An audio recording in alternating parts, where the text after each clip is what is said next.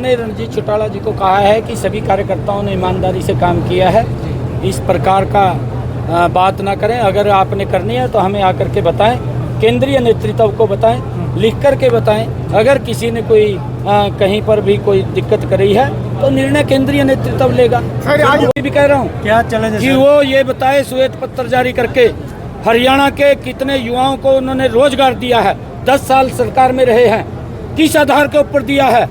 Court ने उनको किस प्रकार की दिक्कतें युवाओं को आई? जो 5 साल नौकरी में रह गया उसको बाहर कर दिया, और क्या भ्रष्टाचार के ऊपर नौकरियां दी। ये हरियाणा का एक एक युवा जो नौकरी लगा है वो बोलता है, परंतु हमारी सरकार ने कांग्रेस से ज्यादा रोजगार दिया है, अभी और भी देने का काम करेंगे। 9.5 वर्ष कोई अफसरशाही अभी नहीं है। हमारे सभी अधिकारी मजबूती से लोगों के समस्याओं का समाधान करने में लगे हुए हैं। 9 से 11 बजे तक हमारे सभी डीसी सभी दिया था उसमें नहीं, अगर कोई गलत काम करता है, कोई भ्रष्टाचार में फंस जाता है, मैंने कहा है ना कि पहले तो कटारिया जी एक बात बोलते थे कि भारतीय जनता पार्टी की चक्की है, पीसती तो है परंतु धीरे धीरे करके बहुत बारीक पीसती है, परंतु हमारी चक्की तो तुरंत काम करती है। मैंने कहा भी अगर कोई इस प्रकार का भ्रष्टाचार में लिप्त पाया जाएगा या कहीं किसी के कारण पब्लिक को कोई दिक्कत आई होगी तो उसके खिलाफ तुरंत कार्रवाई। आपको संबोधित किया है, कितना बल जो है इससे मिलेगा? ये देखिए, आज कार्यकर्ताओं ने लोकसभा के चुनाव के अंदर जो ईमानदारी से मजबूती से इतनी भयानक गर्मी में काम किया है, मैं सभी कार्यकर्ताओं का दिल से धन्यवाद करने के लिए आया था। आगे भी क्योंकि 3 महीने के बाद चुनाव है, उस चुनाव के अंदर भी हम सब ने लगना है। मैंने कार्यकर्ताओं से एक बात कही है कि कांग्रेस के पास बोलने के लिए कुछ नहीं है। कांग्रेस की दुकान में झूठ का सामान भरा पड़ा है और वो एक से एक झूठ बोल करके लोगों में भ्रम की स्थिति पैदा करते हैं। अब उनके चेहरे का नकाब जनता के बीच में जाकर के उतारना है, आगे ये झूठ ना बोल सकें। ये कभी बोलते हैं कि आप हमें वोट दो, घर घर जा कर के उनके फार्म भरते हैं कि 8,500 रुपया हर महीने आएगा। कभी तो ये झूठ बोल करके वोट लेते हैं, कभी बोलते हैं कि संविधान खतरे में हो जाएगा, नरेंद्र मोदी जी प्रधानमंत्री बनेंगे। मैं उनको कहना चाहता हूं कि आपने जितना झूठ फैलाना था वो फैला लिया। अब ये अंतिम समय के अंदर कांग्रेस सांस ले रही है, और जब ये अगला 2029 का, ये 2024 का जो विधानसभा का चुनाव है, इसके अंदर कांग्रेस समाप्त हो जाएगी। कोई इसका नाम लेने वाला नहीं रहेगा, क्योंकि इन्होंने स्वयं भ्रष्टाचार के, स्वयं झूठ के इनकी दुकान में सामान नहीं है, लोगों को ये बरगड़ाने का काम करते हैं। उसको लेकर के मैंने कार्यकर्ताओं को सचेत किया है कि वो जो कांग्रेस का ये छद्म युद्ध है, ये झूठ बोल करके वोट लेते हैं, उस झूठ का पर्दाफाश लोगों के बीच में जाकर। पहली बार हम एकत्र आए हैं, सभी हमारे जिला के पदाधिकारीगण, सभी मोर्चों के माननीय अध्यक्षगण और उनके पदाधिकारीगण, सभी मंडलों के हमारे अध्यक्ष और पदाधिकारीगण, सभी शक्ति केंद्रों के माननीय सभी अध्यक्ष और पालकगण, बूथ के माननीय अध्यक्षगण, हमारी महिला मोर्चा की सभी पदाधिकारी, सभी मोर्चों के हमारे प्रमुख कार्यकर्ता भाइयों और बहनों, आप सब इतनी भारी संख्या के अंदर यहाँ आए हैं। मैं दोनों हाथ जोड़ करके आप सबको प्रणाम करता हूँ, आप सबका दिल से धन्यवाद करता हूँ।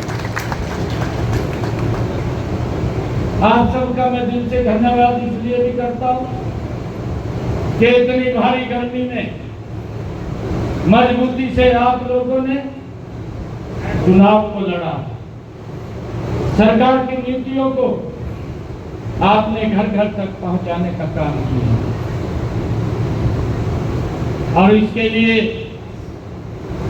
क्योंकि हम देखते हैं, हम अगर कांग्रेस का पिछला इतिहास देखें, कांग्रेस ने 2008 में एक कार्य किया था, जब भूपेंद्र सिंह हुड्डा मुख्यमंत्री थे, 2008 के अंदर चुनाव लड़ रहे थे, घर घर जाकर के उन्होंने लिस्टें बनाई थी, शायद आप लोगों को ध्यान में होंगे। ध्यान में है या नहीं है? किस चीज की लिस्ट बनाई थी? कोई अगर बताएगा, नहीं तो मैं बताता हूँ।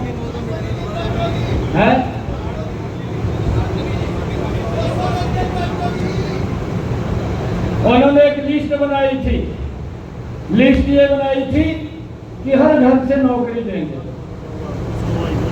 हर घर में फार्म भरा गया था। ये इस कांग्रेस का घमंडिया गठबंधन का झूठ है और उसको हम सब ने भी लाइट लिया था। परंतु जब उन्होंने ये लिस्टें बनाई, घर घर जाकर के फार्म भरे, 5 साल सरकार में रहे, सत्ता दे दी। परंतु मैं आज यमुनानगर के इस पवित्र भूमि से भूपेंद्र हुड्डा को भी चैलेंज करने के लिए आया हूं। तो 10 साल इस प्रदेश का मुख्यमंत्री रहा है, पूरे प्रदेश को ये बताने का काम कर, एक श्वेत पत्र जारी कर, 10 सालों में कितनी नौकरी हमने हरियाणा के अंदर हरियाणा के युवाओं को देने का काम किया, किस आधार के ऊपर दिया है। ये भारत माता के पूरे जोश के साथ, और ये जोश ऐसा जोश होना चाहिए कि कांग्रेस के उस झूठ का पर्दाफाश करना है। जोरदार जयकारे के साथ और मुट्ठी का बंद करके एक जयकारा लगाएंगे, भारत माता के। जोरदार तालियों के साथ माननीय मुख्यमंत्री जी का जिला में पहुंचने का स्वागत करते हुए हमारे दोनों जनप्रतिनिधि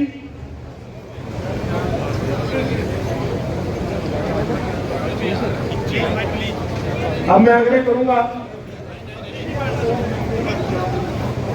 श्रीमती मलिक रोजी आनंद जी से और मदन चौहान जी से, हमारे जिला की तरफ से मदन चौहान जी और रोजी मलिक की स्वागत करते हुए जोरदार तालियों के साथ उनका स्वागत, उनका अभिनंदन। मैं आग्रह करूंगा हमारे जिला के सम्मानित जिलाध्यक्ष जी से कि जोरदार तालियों के साथ माननीय मुख्यमंत्री जी का जिला में पहुंचने का स्वागत करते हुए हमारे दोनों जनप्रतिनिधि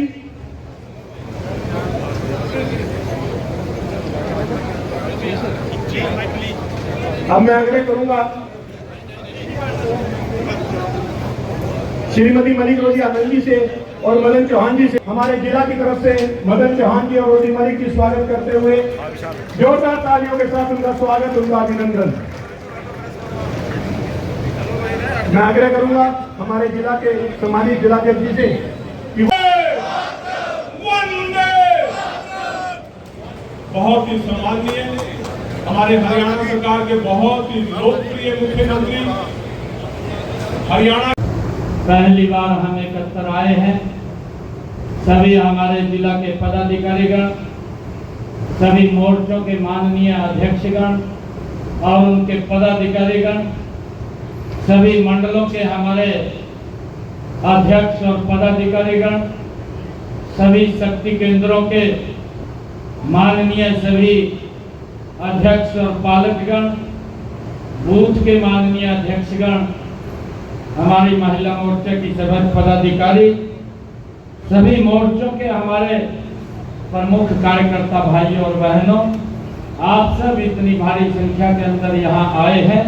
मैं दोनों हाथ जोड़ करके आप सबको प्रणाम करता हूँ, आप सबका दिल से धन्यवाद करता हूँ।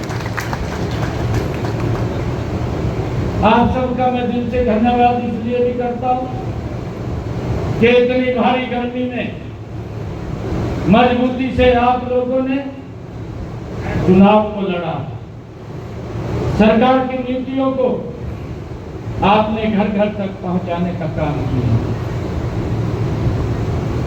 और इसके लिए क्योंकि हम देखते हैं, हम अगर कांग्रेस का पिछला इतिहास देखें, कांग्रेस ने 2008 में एक कार्य किया था जब भूपेंद्र सिंह हुड्डा मुख्यमंत्री थे, 2008 के अंदर चुनाव लड़ रहे थे, घर घर जाकर के उन्होंने लिस्टें बनाई थी। शायद आप लोगों को ध्यान में होंगे, ध्यान में है या नहीं है? किस चीज की लिस्ट बनाई थी? कोई अगर बताएगा, नहीं तो मैं बताता हूँ।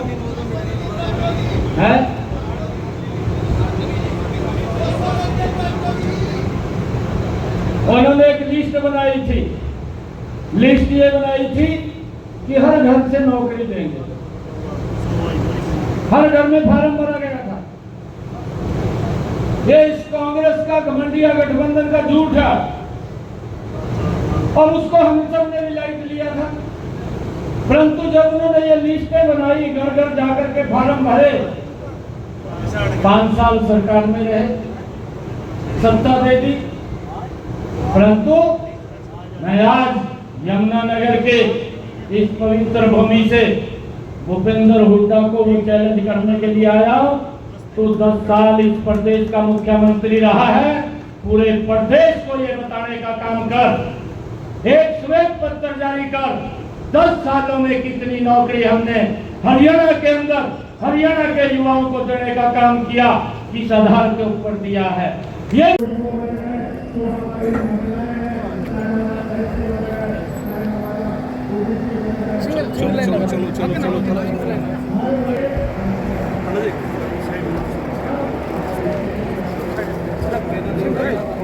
कार्यकर्ता के बीच में क्यों घुस रहे हो यार?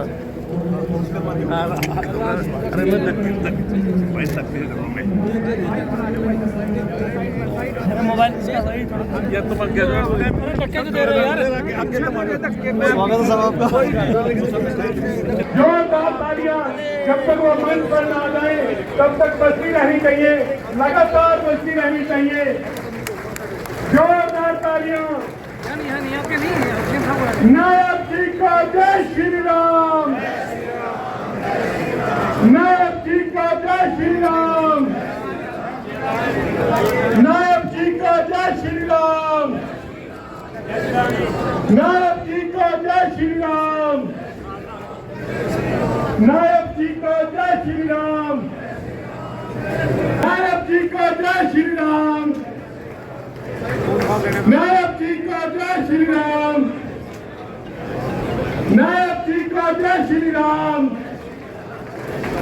नायब जी का जय श्री राम।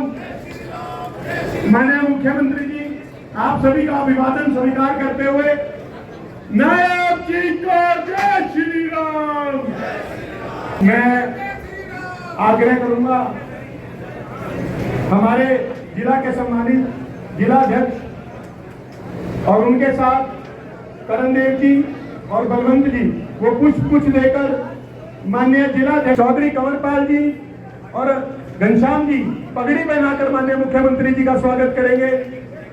चौधरी कंवरपाल जी और माननीय विधायक जी पगड़ी पहनाकर माननीय मुख्यमंत्री जी का अभिनंदन करेंगे।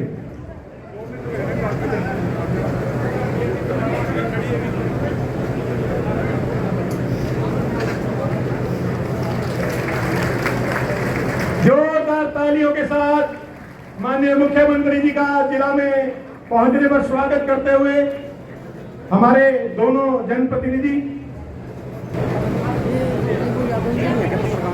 अब मैं आग्रह करूं पुष्प देंगे अमन जी।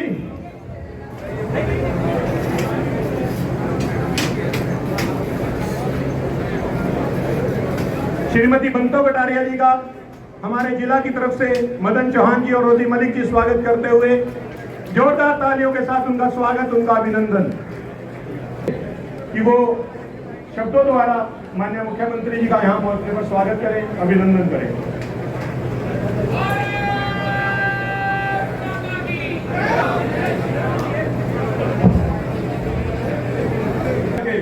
जैसे हमारे सम्माननीय विधायक घनश्याम दास जी ने हमको सिखाया है, दोनों हाथ उठाकर और मुट्ठी का बंद करके जय घोष करेंगे, भारत माता की।